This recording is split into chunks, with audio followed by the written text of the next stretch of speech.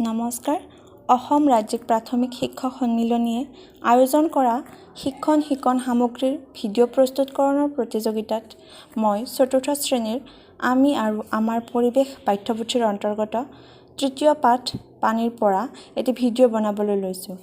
ইয়াত জলচক্ৰ, পানীৰ উৎস আৰু ভূগৰ্ভলৈ পানী কেনেদৰে যায় তাৰ চমু আভাস দাঙি ধৰিবলৈ ওলাইছোঁ।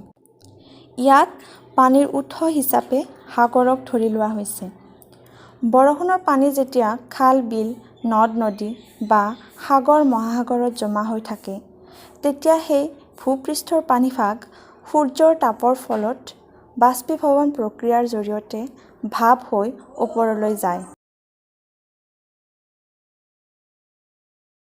আনহাতে এই ভাপবোৰ যেতিয়া বায়ুমণ্ডলত থকা ঠাণ্ডা বায়ুৰ সংস্পৰ্শলৈ আহে, তেতিয়া ক্ষুদ্ৰ ক্ষুদ্ৰ পানীৰ কণিকাত পৰিণত হয় আৰু ইয়াক আমি ঘনীভৱন বুলিও ক'ব পাৰোঁ।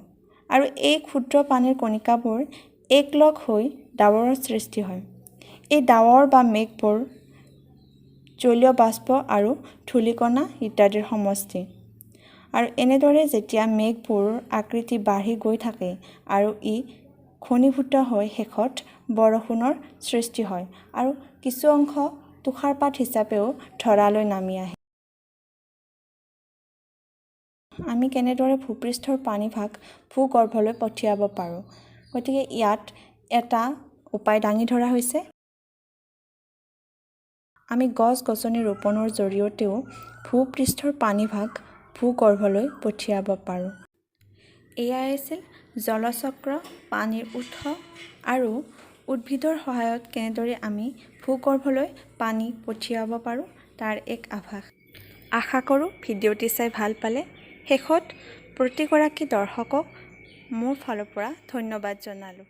ধন্যবাদ।